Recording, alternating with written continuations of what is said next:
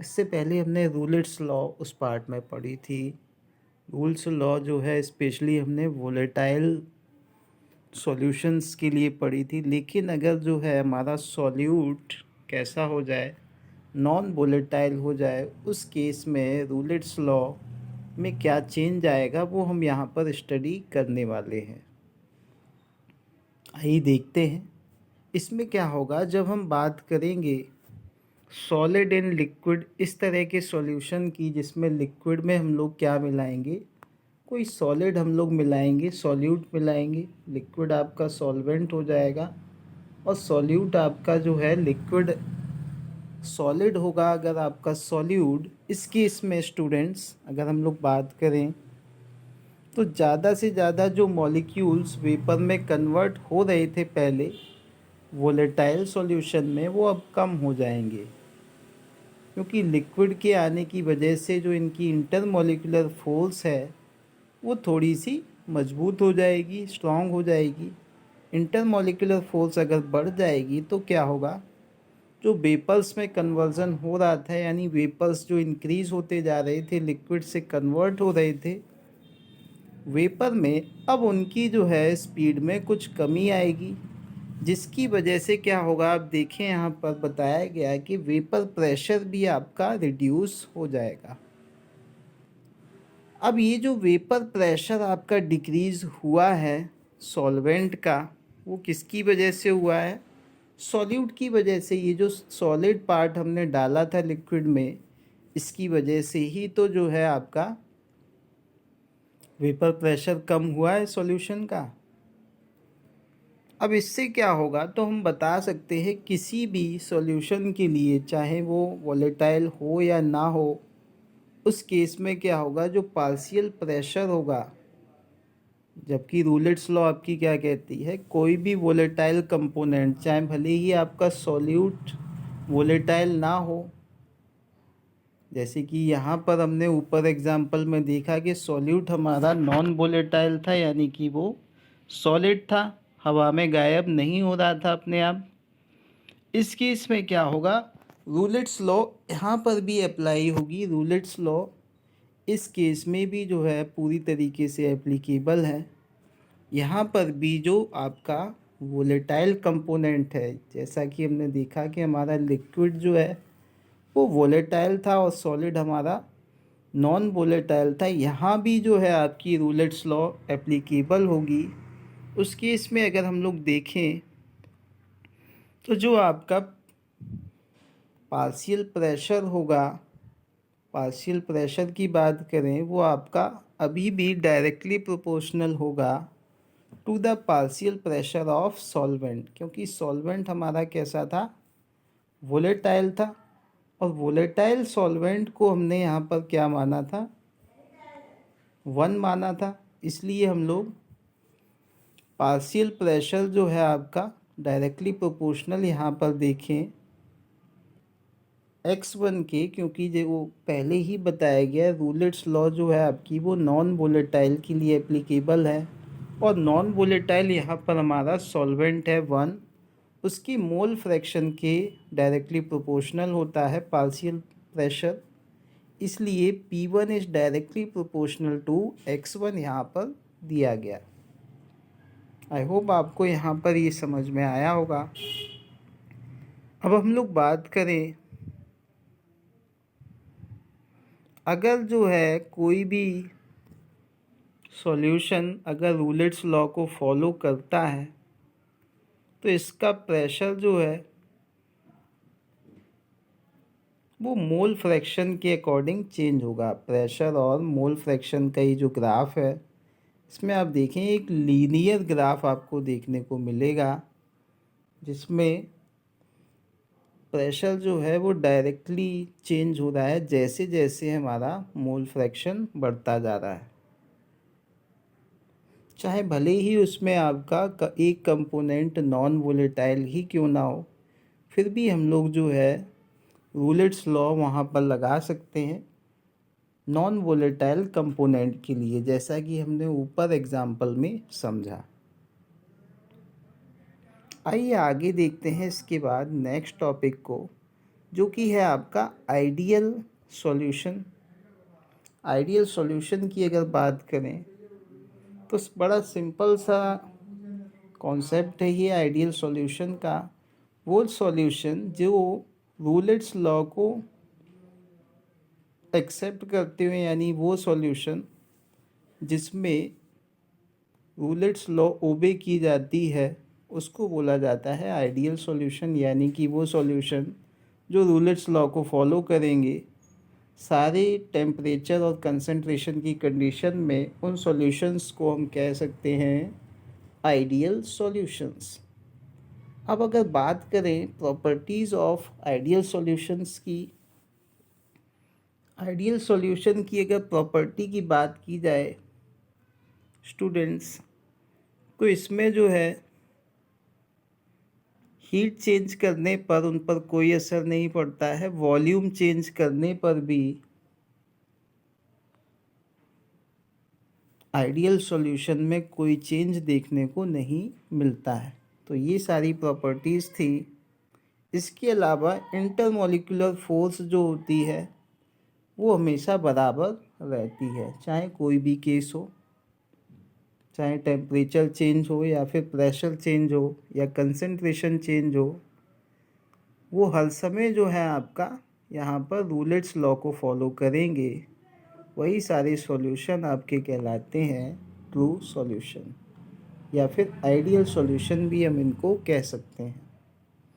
Example क्या है इसका? एग्जाम्पल आप देख सकते हैं, solution of benzene and toluene. इसके अलावा solution of n hexane and n heptane, ये इनके एग्जाम्पल्स हैं आइडियल सॉल्यूशंस के।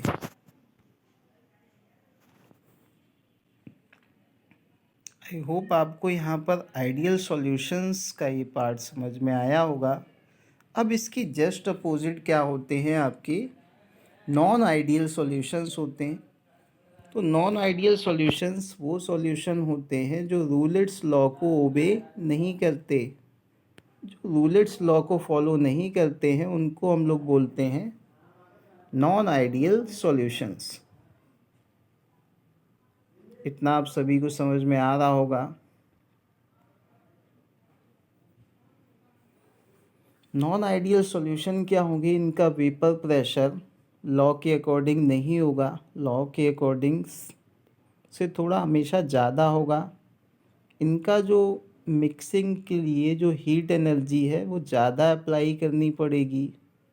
इसके अलावा वॉल्यूम का जो चेंज होगा वो भी आपका ज़ीरो से ज़्यादा रहेगा, जबकि आपने देखा था आइडियल सॉल्यूशन में डेल्टा एच और डेल्टा वी की वैल्यू ज़ीरो के बराबर थी। यानी हमें कोई भी एक्सटर्नल हीट और वॉल्यूम में चेंज नहीं करना था, जबकि यहाँ पर हमें जो है हीट डेल्टा एच और डेल्टा वी में चेंज करना पड़ेगा, यानी कि वॉल्यूम और हीट देनी पड़ेगी मिक्सिंग के लिए। फॉर एग्ज़ाम्पल क्या है इस सॉल्यूशंस की? सॉल्यूशन की एग्ज़ाम्पल है ethanol and acetone, carbon disulphide and acetone. ये सारे सॉल्यूशंस जो है एग्ज़ाम्पल है आपके नॉन आइडियल सॉल्यूशन के। आइए आगे बात करते हैं स्टूडेंट्स। अब ये जो नॉन आइडियल सॉल्यूशन है वो रूलेट्स लॉ के अकॉर्डिंग इनको दो पार्ट में हम लोग कैटेगराइज कर सकते हैं।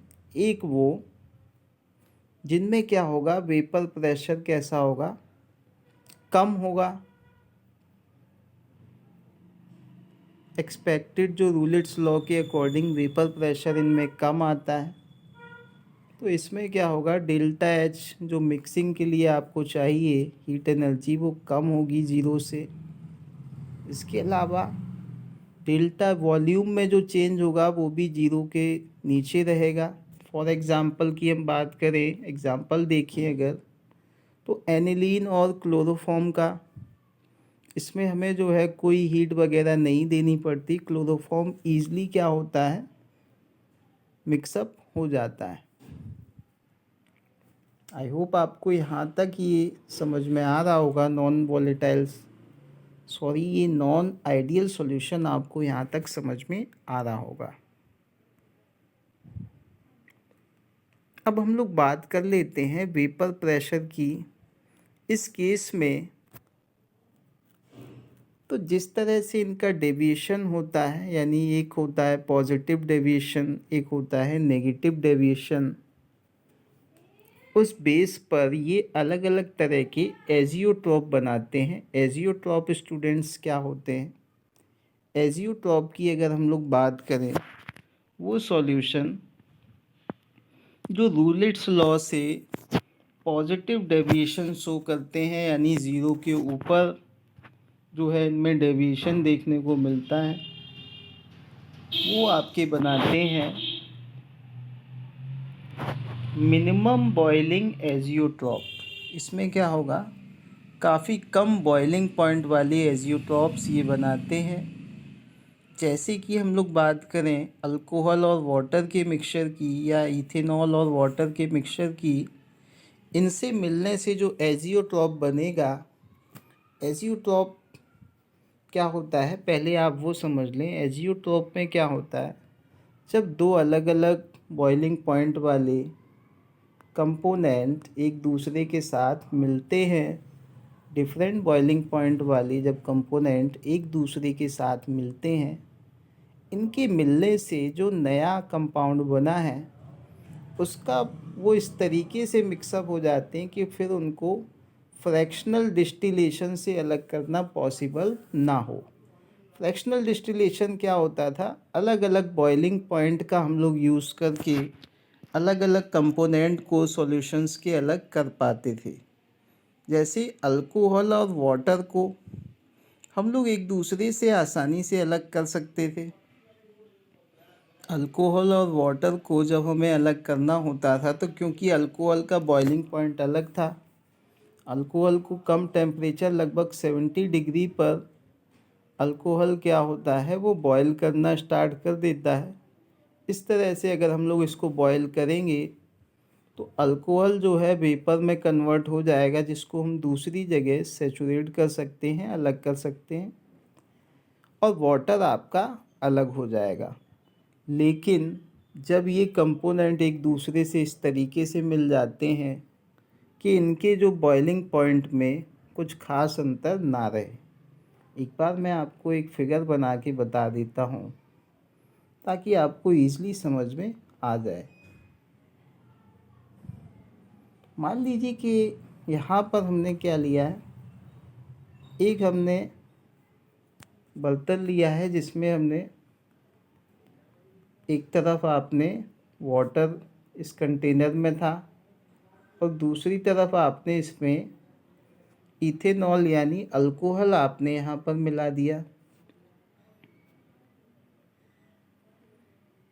अल्कोहल जब आप इसमें मिलाएंगे, अल्कोहल से मिलाने के बाद अब ये जो सॉल्यूशन बना है, इसका जो ओवरऑल बॉइलिंग पॉइंट होगा वो एक दूसरे के काफ़ी क्लोज आ जाएंगे। यानी जो बॉइलिंग पॉइंट में इनके अंतर था, जब ये आपकी पॉजिटिव डेविएशन शो करेगा कोई भी सॉल्यूशन, यानी 1 से ज़्यादा अगर वैल्यू आती है, ग्रेटर देन 1 आती है, उस केस में क्या होगा, ये एजियोट्रॉप्स बनाएंगे, यानी इन दोनों के बीच में अब कोई बॉइलिंग पॉइंट का अंतर देखने को नहीं मिलेगा। अब अगर हम इनको अलग करना चाहेंगे तो इनको अलग करना फ्रैक्शनल डिस्टिलेशन से पॉसिबल नहीं हो पाएगा। जैसा कि हम यहाँ पर देख रहे हैं, अल्कोहल और वाटर जब हमने मिक्सअप किए नॉन आइडियल सॉल्यूशन में, जिसमें हमने क्या किया था, पॉजिटिव डेविएशन देखने को मिल रहा था जिस सॉल्यूशन में, तो वहाँ पर आप देखें कि टेम्परेचर वाटर का आपको पता है बॉइलिंग पॉइंट 100 होता है और अल्कोहल का लगभग 70 डिग्री होता है। तो उस बेस पर अगर इनका जो बॉइलिंग पॉइंट यहाँ पर देखें, इन दोनों के जो मिक्सचर आपका बना है उसका बॉइलिंग पॉइंट केवल 351.15 के हो जाता है। यानी कि अगर आप इसको 273 से माइनस करते हैं तो लगभग आपका जो है 78 डिग्री सेल्सियस के आसपास आएगा। तो आपने देखा ये जो कंपाउंड बना इन दोनों का, उसका जो बॉइलिंग पॉइंट है वो काफ़ी लो हो जाता है। इस तरह से लो बॉइलिंग पॉइंट वाली जो होते हैं उनको हम लोग बोलते हैं मिनिमम बॉइलिंग एजियोट्रॉप। तो इतनी बात आपको समझ में आई कि जब ये non ideal solution positive deviation show करते हैं, इतना आपको समझ में आ गया होगा कि जब भी positive deviation non ideal solution में होता है तब ये बनाते हैं मिनिमम बॉइलिंग एजियोट्रॉप। वहीं अगर ये नेगेटिव डेविएशन शो करते हैं तब ये बनाते हैं मैक्सिमम बॉइलिंग एजियोट्रॉप, जिनको आप यहाँ पर देख सकते हैं। जिनमें ज़्यादा नेगेटिव डेविएशन मिलता है रूलेट्स लॉ से, यानी ज़ीरो से नीचे जो है वैल्यू आती है, उस केस में क्या होता है, जो नए कंपाउंड बनते हैं, जो एजियोट्रॉप बनेगा, उसका बॉइलिंग पॉइंट काफ़ी बढ़ जाएगा। जैसे हमने नाइट्रिक एसिड और वाटर को जब आपस में मिलाया तब इनका जो फाइनल बॉइलिंग पॉइंट आया इन दोनों के मिक्सचर का, वो आपका आया है 393, लगभग 120 डिग्री सेल्सियस। तो वाटर के बॉइलिंग पॉइंट से भी ये ज़्यादा हो गया। जबकि आपने पिछले केस में देखा था मिनिमम बॉइलिंग एजियोट्रॉप में, वहाँ पर क्या हो रहा था, ये जो डेविएशन है वो कम हो रहा था बॉइलिंग पॉइंट, जबकि यहाँ पर बढ़ रहा है। तो हम यहाँ पर ये कह सकते हैं कि जब भी आपका नेगेटिव डेविएशन होगा तब क्या होगा, मैक्सिमम बॉइलिंग पॉइंट वाली एजियोट्रॉप बनेंगे।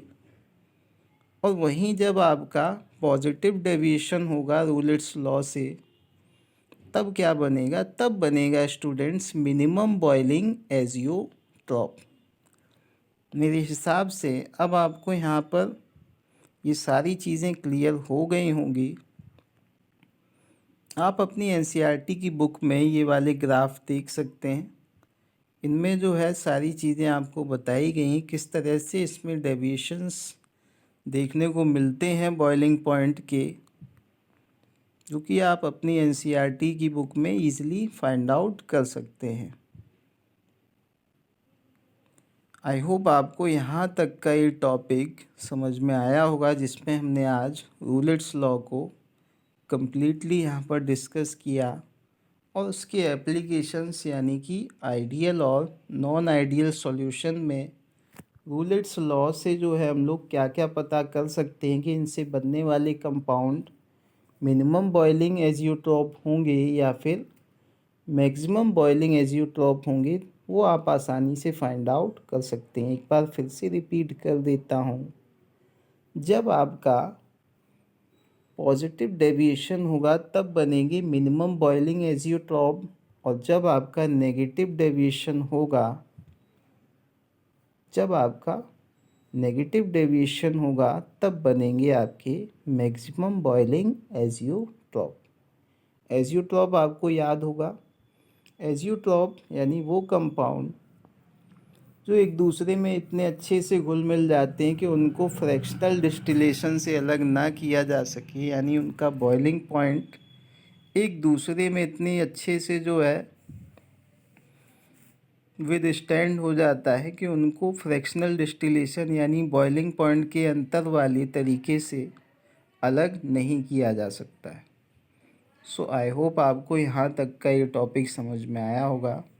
नेक्स्ट वीडियो में हम लोग कॉलिगेटिव प्रॉपर्टीज़ के बारे में पढ़ने वाले हैं, जो कि इस चैप्टर में आपके नेक्स्ट टॉपिक हैं। तब तक के लिए thank you, have a nice day.